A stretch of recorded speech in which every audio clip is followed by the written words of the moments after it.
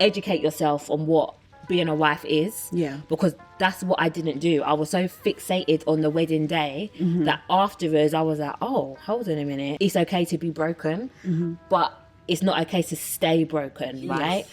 Because if you look good in the mirror, right, you feel good. No one ain't telling you nothing because you look amazing. And this is me going deep now. I didn't even expect to go this deep, but I'm here. Let's just go for it. You are beautiful. You are powerful. You are worthy. Hey beautiful, welcome back to the Kiya Convos podcast. This is the space for all things wellness, self-care and empowerment. I'm your host, Amoah, and today we have the beautiful Simone. Hey! Hi Simone, welcome. Hi, thank you for having me. I appreciate it. Thank you so much for coming down. I'm so looking forward to this conversation. I know it's going to flow. We're going to be blessed. It's going to be all real. Yeah. Cool. So I always like to kick off just asking my guests to let us know a bit about your journey, who you are prior to, where you're at now. All right. So I'm Simone Doswell. I'm going to reveal my age because I'm proud of the age I am. Yeah. So I am turning 39 in May. 39 where? Right? Yeah. So before I never used to embrace my age. I used to be a bit like, oh my gosh, next year I'm 40, and I look at my age and I think, wow, I'm going to be 40 next year. I am a divorcee, no children yet, and just navigating life, right? So it was scary, me thinking that, but I'm open to what God has in store for me, and I'm actually excited on the journey that I currently am. So yes, Simone Doswell, turning 39, currently 38. I live in Kent. Okay. Grew up in South London, Lewisham. Oh, okay. Lewisham. Went to school in Greenwich. Which school did you go to? St Ursula's. Oh, I went to Thomas Tallis. Really? Not Thomas Tallis. Oh my God. I went to John Brown. Oh, John Brown. But they've closed that now. No, they've just changed it around. Right, okay. But I went to Thomas Tallis for my first year of Sixth form. form. Sixth form, yeah. It's the whole thing. Right, okay. So I went to Prendergast sixth form. Oh, okay. The girls' school. Oh, yeah. Okay. So that's where I'm from. Grew up on the end, as they say. And about me. So I am, I would say, a Christian, a woman of God. I have a business as well. So I actually have written my own program for managers. So it's a 16-week course for new managers. Okay. And the reason why I wrote that program is because, one, it takes, say, 3 months to form a behavior. That's number one. Two, the reason why I wrote that program is I don't believe in you joining like a 2-day or 1-day management course and then at the end of it think that you're going to be a manager. It doesn't work that way. You have to spend time, put that, what you've learned into practice, into your everyday lives. And then the third reason is because I was managed by awful managers. Oh, wow. Okay. Shocking managers who lacked a lot of core skills and foundations, and I think that's why I wrote the course, because I thought their management style and their leadership style negatively impacted me because they will project their insecurities onto their workers, right? And then that makes you, as a worker, you're not productive, you don't really want to be there, you're not really motivated, you lack inspiration. So that's why I created the program, to help leaders within the workplace, because I think it's so important. Most people spend 40 hours a week at work, so it's important for people to be led by good leaders rather than bad managers. So that's why I've written the program. So my business is called Build Your Vision Limited. So that's what I do in terms of my business, but also I'm all about empowering women. Okay, sure. I love to help women. I love to see them grow. I love to see them develop. I love to see women thrive. I love to see women grow in their confidence. So that's a bit about me. That's a long intro. I'm sorry. It's perfect. It's great. There's a lot to unpack. I'm interested to know, so you mentioned being a divorcee. You've mentioned your past career, which I guess led to you starting this business. Yep. So what was that journey like? How did it begin? Were you married first, or was it your corporate career first? What did that look like? So I would say a bit of both all at the same time, to be honest with you. I think when I was navigating the course, I didn't know, it was almost like I was led to write this program, but I didn't know why. And I was just like, why am I doing this? So I wrote the program, I think it must have been 2020 during COVID. Oh, okay, sure, yeah. I wrote the actual program and I just left it there. And that was it. I just had it, didn't do anything with it. I think I was too scared to talk about it or promote it. And then went through the divorce. Yeah. And then, but I had clients. So I had clients. And this is another thing actually I want to talk about is when we talk about entrepreneurship, being an entrepreneur, running your own business, right? Don't be afraid to do things for free. Right? Yeah. Because one of the things that I done this must have been like 2017 when I was starting up the business is I offered my services for free. Okay, sure. What did that look like? I reached out to a friend. She actually managed, she had an agency. So I helped her with like her HR processes and procedures. And I just helped just to give her structure. Yeah. I'm very structured. Anyone that knows me knows Simone is organized to the point where it makes people sick to be around me. Like even this morning, I went to bed super early last night, got up at 6 a.m. Oh, wow. Had time to pray, went to the gym, done my house clean, and I'm here. I'm super productive. Like I don't play when it comes to being organized, thinking ahead, being even me knowing what I'm wearing today, I already knew what I was wearing. Like I plan everything. That can be a blessing, but it can also be a curse because I need to, and this is something that I am learning, is to to be a bit more flexible because not everything needs to go watertight, It right? just can't. A lot of the times. I don't even remember what the question you asked me. I feel like I've gone off. So what did you actually ask? I'm sorry. Oh my God. No, it's fine. We're currently speaking about your journey. So, Yes. how you got into, I guess you've explained the course. It's not something you pre-planned. No. Yeah. No. It just happened. Like I was just led to just write the program, and the program structured into like 4 pillars, I would call it. So the first one is your confidence, because I think no matter what field you're in, corporate, whatever you're in, you need to know who you are as an individual, right? You need to know your why. You need to understand your why you're doing what you're doing.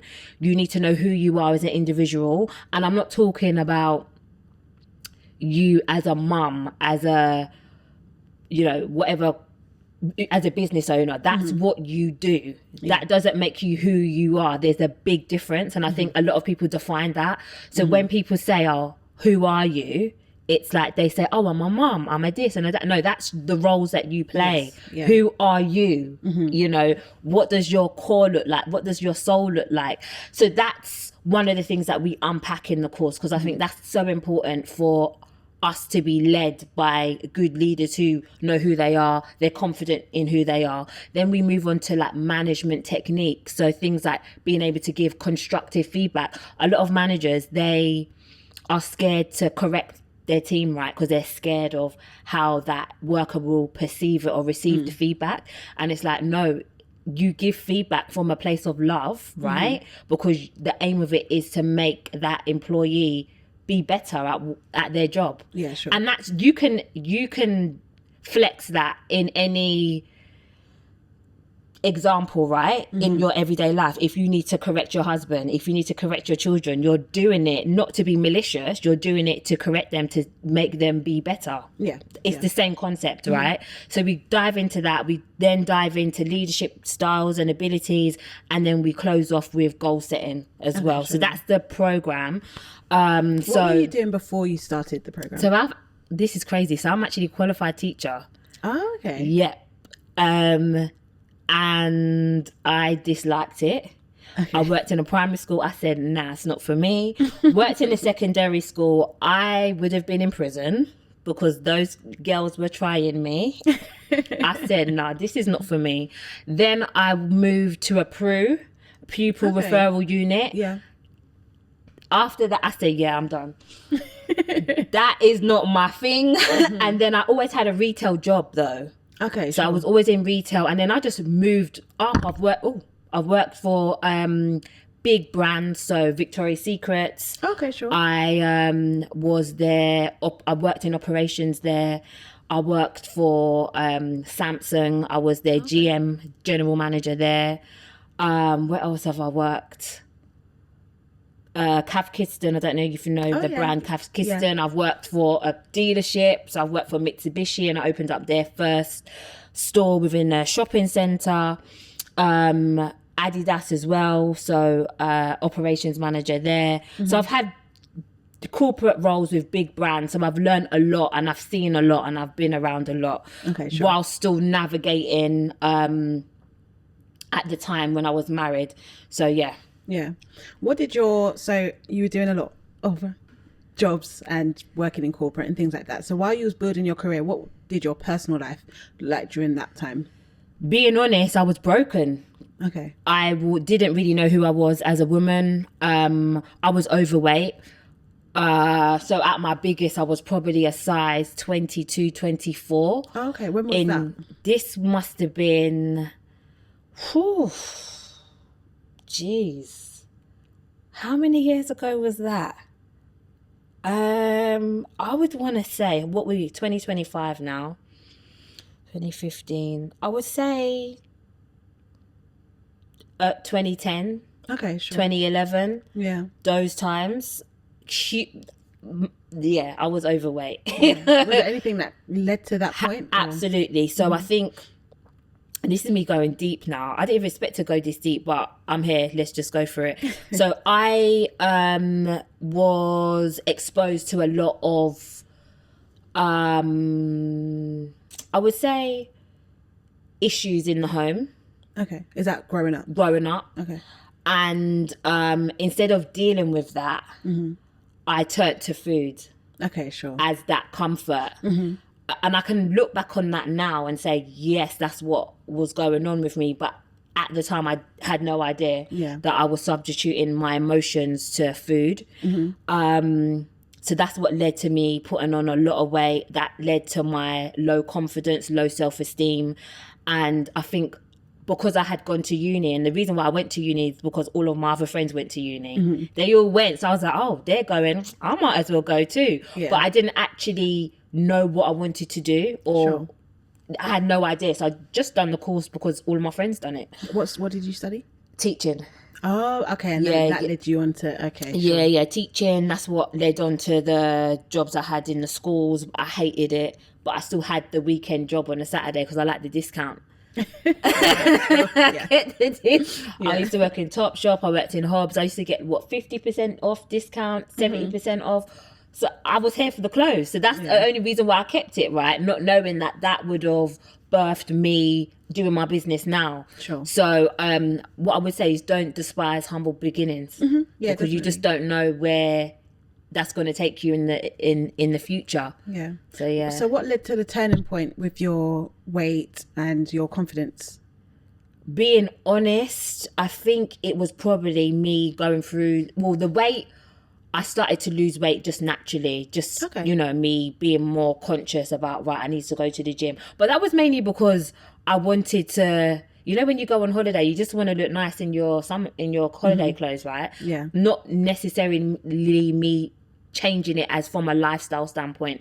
It was more of, I've booked a holiday, I've booked Dubai with the girls, right, I need to go in at the gym for Dubai. Okay, sure. That's how it was for me. And I always had a holiday booked. I was always going away like 2-3 times a year. So that was my motive, right? That was my why. I'm going to lose weight to look good in my clothes. I don't want to be the fat one out of my friends. Heck nah. You know what I mean? Yeah. I want to look good in my... And that was the motive. That was the reason why. But I think in terms of me going through that divorce and navigating through that, that's when I realised, no, actually, health and wellness it's a lifestyle. It's not you book a holiday, you go in for a couple of months to look good. No, it is a behavior change. It's a mindset shift. Yeah. So that's what I think was the turning point. Okay. So after your divorce, did you go through therapy, or what did that look like? Yeah. Yeah. Okay. Yeah. So I actually went therapy before I got married. And that was to deal with stuff from my childhood, because I didn't realize it was impacting me the way how it was. Then afterwards, I went through therapy, Okay. a good couple of sessions, and that really, really helped. But what helped the most was my relationship with God. So before during the marriage, and even before, I was always going to church, right? Okay. But I was one of those people that will go to church, sing, dance, raise my hands, all of that jazz. But as soon as I pop out the church, I'm doing my own thing. Okay, sure. I wasn't even praying. I wasn't reading my Bible. There was no connection whatsoever. And that was the turning point. That was the difference. So I've gone to therapy now, nurtured that intimacy with God, because there's a big difference between someone going to church and attending church, then having that fear of God and having that true intimacy with him. So that was the turning point for me. Yeah. And then what made you realize that element was missing for you? What made me know that element was missing? I think just your soul, right? You just you just feel empty. And when you're at a place of despair, and this is me being very open, right? I got to a place of rock bottom. Okay. So, I mean, I don't want to go too deep, but when I mean rock bottom, it's a blessing that I'm sitting here today, because I was extremely rock bottom. I'm talking couldn't eat, couldn't sleep. I couldn't do anything, could not do anything. And it's only by the grace of God that he built me back up to where I am now, where I'm, I can walk into the room, I'm confident, because I know who I've done the work. I know the woman that I am. I know what my why is. I know my purpose. I know where I'm heading. Yeah. Big difference. Yeah. What did that process look like for you practically? What steps did you take? So therapy, one. Two, getting closer to God. So reading his word, meditating on his words, listening to sermons as well, right? Yeah. Cleaning out your heart. When God takes you through a place of what I like to call it, what is it called again? What is that word? Almost like purging. Okay, sure. So all of just the gunk that you have in your heart, God will start to reveal all of that to you when you spend time with him, like prayer and fasting. And he just revealed so much crap, basically, that I was storing up, and just I didn't let go of, if that makes sense. Yeah. So just asking God for forgiveness, me forgiving other people as well. Like, forgiveness is a big thing. A lot of the times we think that we've forgiven someone, and we really actually haven't. Yeah. So it's being really real with ourselves. And even with like my relationship with my parents, the Bible says that we should honor our mother and father, right? So, okay, have I been honoring my parents? No, I haven't. Okay, I need to deal with that, because that's part of the 10 Commandments, like that you can't play with that, right? So God will just reveal the more intimate and the more time you spend with God, he will reveal to you the areas that you need to work on. So that's where I went to a place of isolation, really, and I blocked out everybody. Like 2020, I would say 2021, ending of 2021, 2022, me and God locked in. Okay, sure. Yeah. The process, I would say, was a good, 2 years, really. Okay. A 2-year process. And then 2024 was the year of me just discovering, like, okay, I've done the work. I've done all the hard stuff. I cried the ugly cry, tears, snot, the lot. Yeah. Do you know what I mean? I've done all of that. I've done the journaling.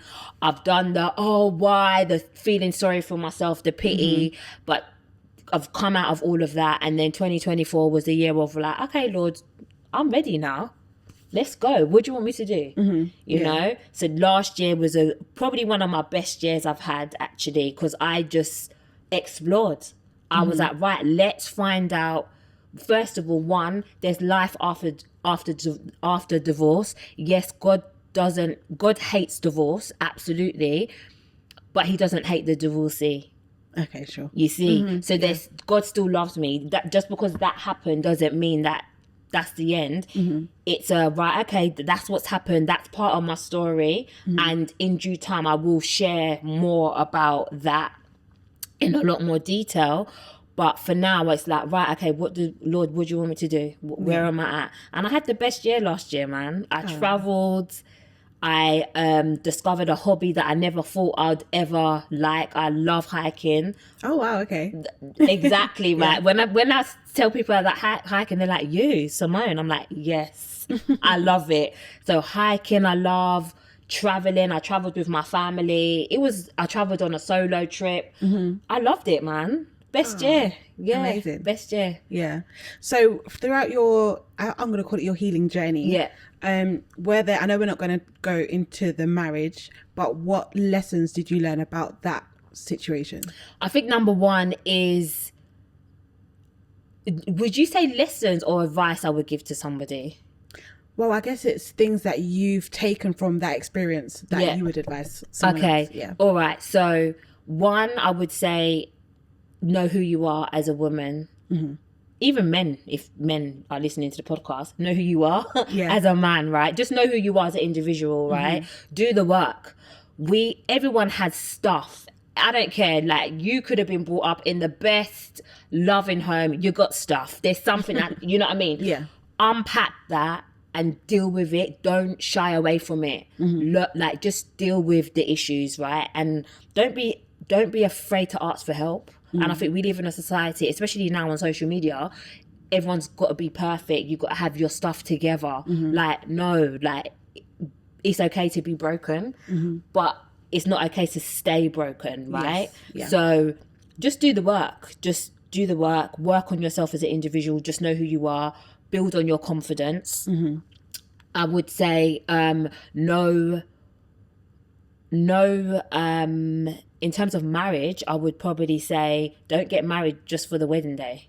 Because so many people do that, right? They see and look, my wedding was a big wedding. Like, it was huge, right? I would never do that again. Hell no, ain't happening. I'm going straight to that registry office and that's it, done. Because it's about the marriage. It's not about the big day. So that's another advice that I'll give people, like, don't do that. And also, the Bible talks about he who finds a wife finds a good thing. So anyone aspiring to be a wife, educate yourself on what being a wife is. Yeah. Because that's what I didn't do. I was so fixated on the wedding day that afterwards I was like, oh, hold on a minute. What does it's me and an actual human being. Yeah, I was like, I don't know what I'm doing here. Like, what am I meant to do? I genuinely didn't know. And I think a lot of people and wives probably don't talk about that, but I'm sure a lot of women have gone through that process of, hold on, what am I meant to be doing? Because you just don't know, right? Yeah. Especially if you've been brought up where you've never seen it being mirrored to you, right? You don't know what you're referencing. So it's very difficult. So I would say anyone that's aspiring to be a wife is to do the work, get books. There's so many tools and resources out there, right? There's podcasts, there's if you can get a mentor, a mentor, do that. If there's books that you can read books. There's a book that one of my friends recommended is The Power of a Praying Wife. Brilliant book. Yeah, I have that, Yeah, brilliant book. And there's another book called Love and Respect as well. So obviously with women, we need love, and with men, they need respect. But then also being able to have uncomfortable conversations with your spouse or the person that you're aspiring to marry, right? About, okay, what does respect look like to you? Because in my head, it could be not embarrassing you in front of the public, in front of others, but respect could mean something completely different to him. So, but you need to ask the question. You can't make an assumption. So I think it's having those uncomfortable conversations and not shying away from them. And yeah, I think just doing those things. That's what I've learned. Yeah, I say all the time, so I got married in 2012. So it was before the Instagram wedding highlight reels and things like that. My wedding was very low key. No one would have a wedding like mine in 2025. We had like just small, well, it was 100 people, 120 people, community hall, but you know, you dress it up, it looks nice, and that's it. Our wedding DVD is there gathering dust.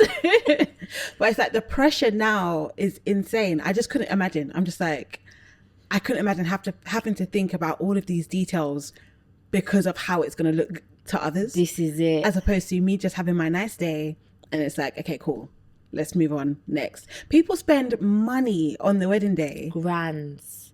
And then it's like, oh, you have to defer the honeymoon, or now you're like, okay, what next? Or we're still paying off the wedding. It's just, it's a very different time. Completely different. And I think you can easily get lost in the hype. And this is the thing. This is why you should stay grounded in who you are. And obviously when you marry someone, if you are of faith, right, if you believe, you have to be equally yoked. Yeah.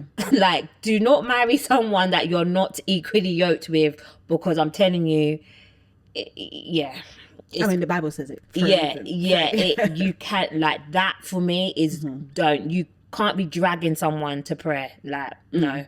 They need to have that basic foundation. And that's if you believe. If you don't believe, then, you know. Yeah. And also, another thing that I learned, you need to be friends with your spouse.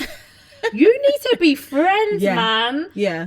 That's one thing that I learned. I'm like, afterwards, I was like, oh, I didn't realize how important being a friend is. Like, I genuinely didn't realize that. Yeah. So, and it's massive something lesson. that I always say to people, because most of the time, to be honest, it's that friendship element that I have with next month, May, will be 13 years. Wow, Most congratulations. That is big. Most of that time, we've gotten over an argument because I'm like, okay, I miss you now. Like, let's watch something, crack jokes. He's the person I crack jokes with. Yeah. We share similar interests. We talk. It's not even the romantic side. It's like, oh, okay, cool. Like, yeah. But you have to be able to get on with that person as your friend. He's my best friend. I tell him everything first. I'm like, oh my God. He's like, oh, you could have told me when you get home. No. Guess what just happened? Like, that's my friend. It's so important. Honestly, that's what will carry you. This is it. And I think I didn't realize that. So there's a lot that I've learned coming out of it, and I don't see it as I wish I knew before. I just see it as, you know what, God allowed me to go through that for a reason. Whether that reason is to be a blessing to others, to kind of get to them before they say I do, to say, make sure that you've got this, speak about this, speak about that, and just be that support, because I didn't have that. I didn't have someone that I could walk me through that process. Yeah, sure. So yeah. Oh, amazing. I love hearing, like, you know, I guess in hindsight, there's things you would have done differently. Yeah. But you didn't know. Now you know. Yeah, I don't regret it. Yeah. I don't regret it at all. I think it's made me the woman that I am now. Yeah. And I always say this, the woman that I was then, say 7, 8 years ago, is completely different to who I am now. You know, back then, I lacked so much confidence. To everybody else, I look like, oh yeah, Simone's got it together, blah, blah, blah. Trust me, inside, that was a mask. I wasn't being true to who I was. Even me being able to sit and talk on a podcast today, trust me, if this was a few years ago, I wouldn't be able to do that. Yeah. Because I just felt like I wasn't articulate enough, or, you know, I pronounced my words a certain way. You know, I talk to, I don't know, Cockney. I've got a bit of a weird... Do you know what's so funny? That's one thing I accepted, I think last year or this year. I speak how I speak. We grew up in similar areas. So I'm like, but I say, sometimes I'll slip up. I'm like, oh, bruv, or oh, scheme. And I'm like, oh, no, it's not professional. You're on a podcast, like, be composed. And I trip up. Yeah. So I can relate to that. But it's nice to see you just walking in your... It's authentic. You have to walk in your authentic self. So, yeah. So if it didn't benefit me, I just wasn't a giver. So I think this process helped me to be more giving, more loving, more kind, and really just be more try to be, because I'm still on my journey, try to be more Christ-like, right? Yeah. You know, just so where I can be a blessing to someone, whether it's with my time, whether it's with gifting someone, whatever it may be, I'm more conscious. God's made me more aware, more just to be kind, man. That's what the Bible says that we should be. We should be kind towards people. We should have patience. We should be, you know, be kind, patient. I can't remember. It's in Corinthians, but yeah. No, I love it. What did it look like practically for you when you were, because you've spoken quite a bit about the transformation in terms of your confidence. So what are the things that you did that helped you to build your confidence? So I would say the gym. Okay, sure. The gym really, really helps. The thing is with my relationship with the gym, is getting to the gym is a whole mental battle, right? That I'm like, okay, Sim, you need to go to the gym, blah, blah, blah.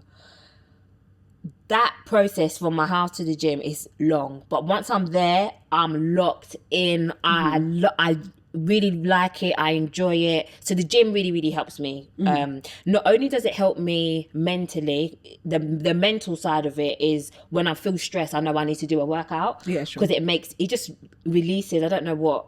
Endorphins. Yeah, that.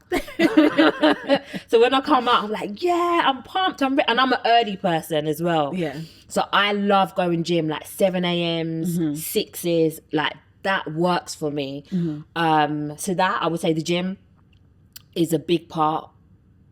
I try to eat. I'm more conscious about what I put in my body. That's what I would say. So, you know, during the week, I try to eat relatively good. So overnight oats, I'm not eating meat. The thing is, I'm going to say this and you're going to release this podcast, right? And people are going to be listening like, to it while eating some ribs.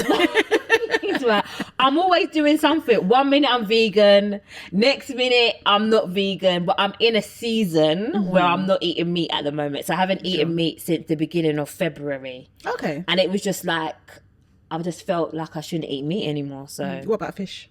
Fish I'm eating. Yeah, sure. So I'll eat that. I'm just more conscious, but don't get it twisted. I'm a foodie, so I will eat my chocolates, the M&S chocolate, the M&S cookies, bang them out. Like, it's so bad. I love crisps as well. So, but all in moderation. So I will still eat it, but it will probably be on the weekend, and I won't be overindulging because I know that I've worked so hard in the gym Monday to Friday that I don't want to undo that work. Yeah. So just being conscious about what I put in my body, but then also getting enough sleep. Yeah. That's a big one that 9:30 I am dropping off. Oh, wow. You can't catch me. 10 o'clock, 10:30 at the latest. If I'm not in bed at 11, I am like, you know, like a baby that they get irritable. That's me. Like, don't talk to me. I can't. Like, I cannot. My brain is done. Shut off at that time. So getting sufficient sleep. What time do you wake up? 5:30. Yeah. I'm usually up. I like to spend my mornings in prayer. That's the first thing I do. Lock in with God first. That's the first thing I do. Then I kind of crack on with my day. And then taking vitamins as well. Yes, yeah. Taking vitamins. I've recently incorporated magnesium as one of my vitamins, and it's helped massively with like period pains and that muscle recovery after the gym. Yeah. So that helps as well. So that's what I do. Okay, amazing. Yeah. So I met you virtually. Yep, virtually. Yeah. Last year, you were doing the Thrivers Collective. Yeah. Let us know how that came about and what that looks Yes. So funnily enough, so I actually had a podcast. Okay, sure. I actually forgot about that. So yeah, I had a podcast called Encouraging Words for Wives. And I set that up to help wives help women be better wives within their marriage. Okay. And that came from me going through the divorce because I wanted to create a platform where us as women were able to talk about real life stuff.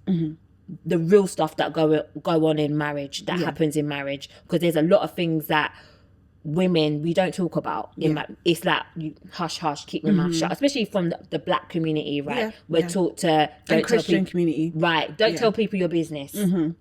But that can be a blessing, but sometimes that can be a curse, because sometimes you're isolating yourself.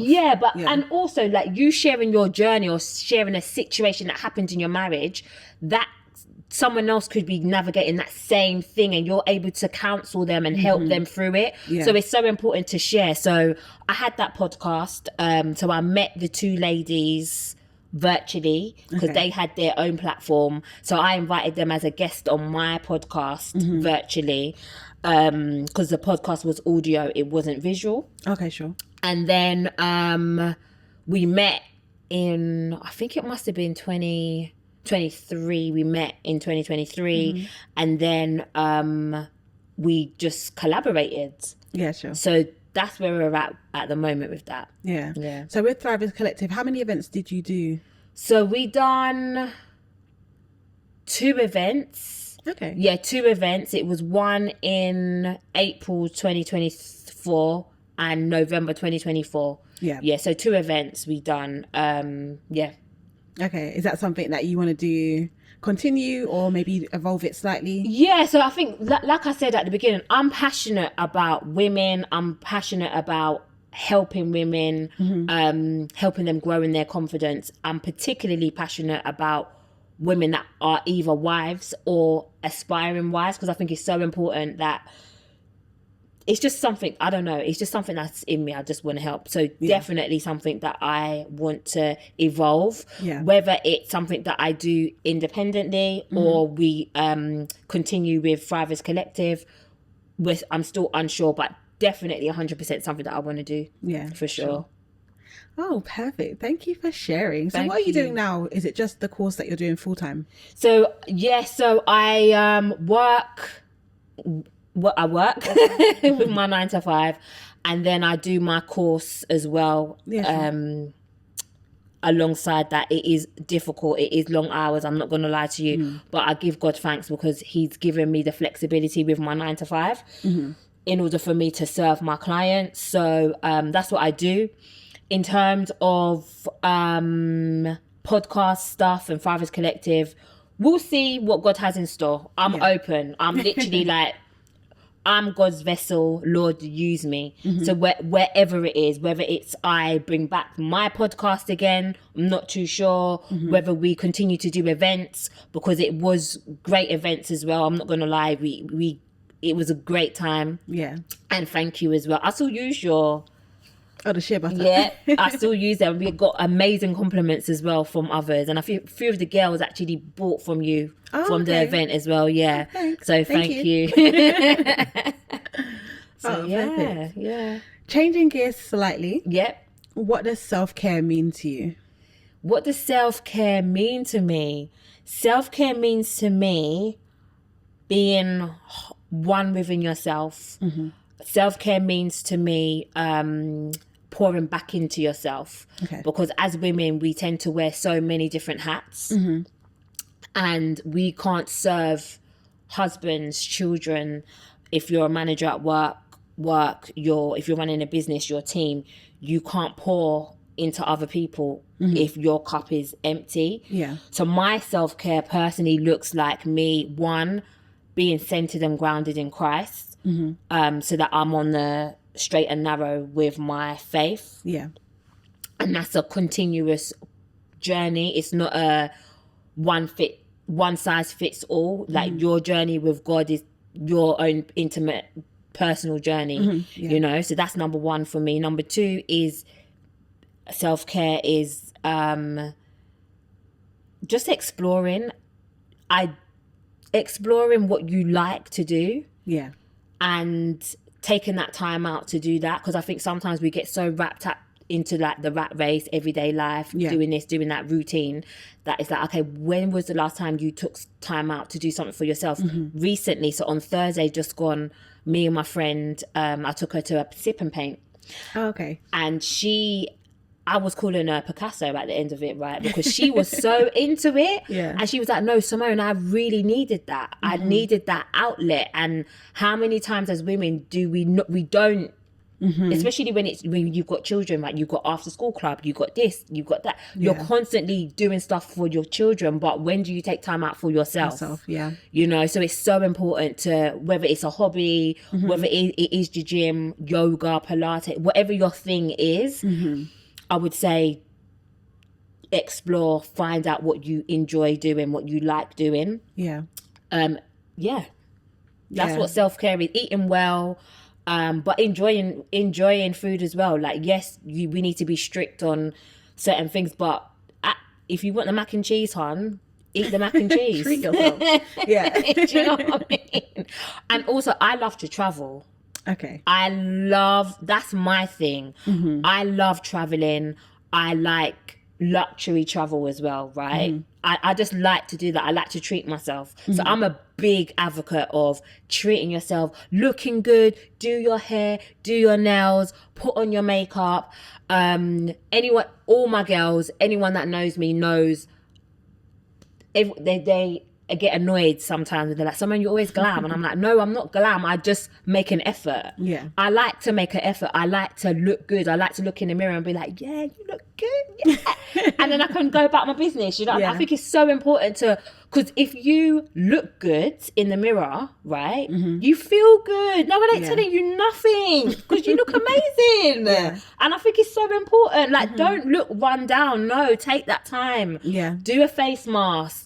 Do your nails, even if you can't afford to go nail shop every month because it's so expensive. Go and buy yourself your own home nail kit and do your nails yourself. It's fine. Do you know what I mean? I'm so crap with nails. But I spoke to my friend and we were like, we haven't done our nails in so long. I said, my plan was to do it this week. I haven't, and now I feel convicted. So I'm like, okay, cool. Next week, I'm going to do my nails.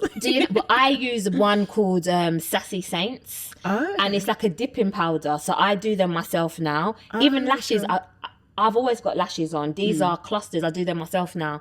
Just cut these little things. It doesn't even need to be expensive. You don't need to break the bank. But just do things to make yourself feel good. Because if you feel good, you're going to show up at feeling 1,000. When you feel 1,000 and especially if you're in a situation like where a networking event, for example, you're going to boss that room because you feel amazing. But if you haven't made an effort, you feel crap, you've just, put on any clothes, haven't even ironed it, you're not going to feel good. That fact's right. You're not going to feel good. You're not. You know, when you make that effort, iron your clothes, put on the perfume. As a woman, we need to smell good. Hygiene is so important. Do you know what I mean? When you do those things, that for me is my self-care. I love looking after myself. I don't spa days, I take myself to the spa. I don't even like going spa with my friends. I like going on my own to have your peace. I don't want to talk to no one. I want to de-stress on my own, so I take myself to the spa. At least every quarter I do that. Every 3 months I'm in the spa. So I self-care is big. A bit too big. I think I overindulge in it, to be honest. No, I love it because you touch on different aspects. It's like your mental, your physical, your maintenance, and it all adds up. And I can see why you walk in confidence. Okay, so you've had a really stressful day. Things haven't quite gone to plan at work. You get home. What are you doing to relax? Okay, so I'm going to answer this 2 ways. If I'm locked in with God, I will probably listen to a sermon. I'll probably listen to a sermon. That is my go-to, right? If I'm I'll probably get a big packet of crisps from M&S. What flavour? Truffle, sea salt and truffle, or salt and vinegar. That's my flavour. I'll probably do one or the other, maybe both. But I mainly listen. I will probably, definitely, my go-to is probably listen to a sermon for sure. And what are you doing while you're listening?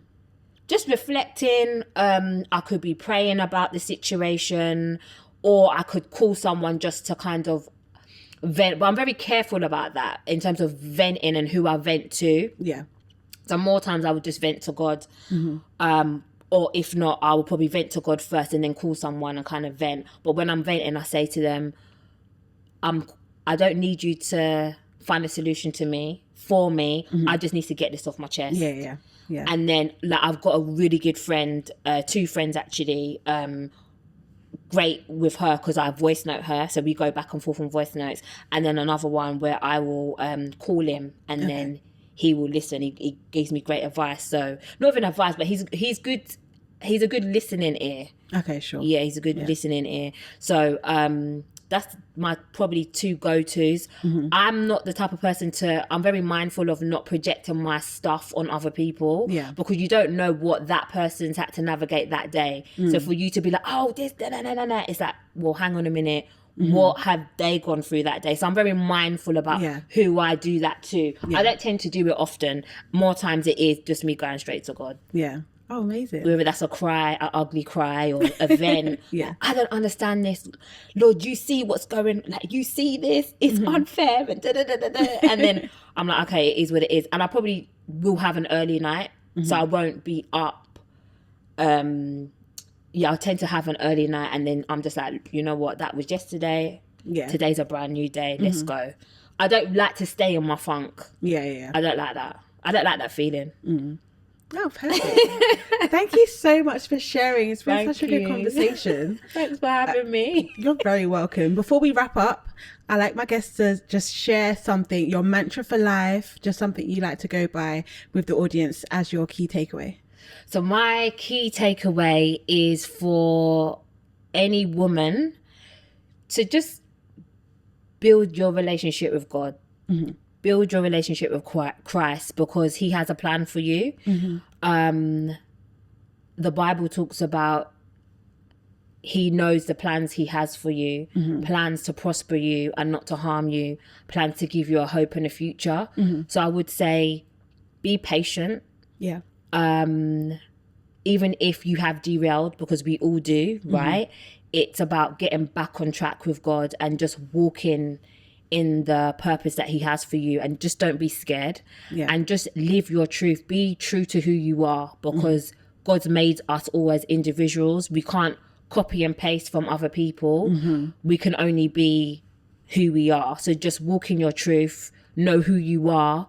Don't be scared to do the work. Don't be scared to go through the process, because the process is difficult, but the end result will be amazing. And, you know, life is a continuous journey, and just be a good human being, man. Like, be kind, you know, just be kind, just where you can, just serve other people where you can, be a kind human being. And obviously we're not perfect, we're all human, we all have our thing. I think my thing is I need to ask what I'm learning. Patience is a big thing that I need to work on, because sometimes I need it done like yesterday. And it's like, no, Simone, like, give people a bit of grace. Like, we're all learning, you know. So I just think, just anyone that doesn't know Christ, just get to know Christ, because without him I would not be here today, trust me. So that's my mantra. Beautiful. Thank you so much. Thank you for having me. I really do appreciate it. Yeah, it's been so good. Thank you. Can you please let everyone know where they can find you online? Yep. So business page is Build Your Vision _CC. And then my normal personal page is Simone Doswell. I think that's it. Simone Doswell, I think that's my Instagram name. I'll have it linked below anyway. That's where you can find me. But no, thank you for having me. You're very welcome. So No, it was so great. I hope you guys enjoyed this podcast episode. If you haven't already, be sure to subscribe, like, and keep up with the podcast. We upload a new episode every single Sunday. Be sure to check out Simone on her socials as well. They'll be linked below. But that is about it. Oh, also in the comments, let us know what your key takeaway was from this episode. Simone shared a lot about her journey, her confidence and all of that. So we'd love to keep the conversation going there. Other than that, take care, stay blessed, and enjoy the rest of your day. Bye. See ya. That was really good. Thank you.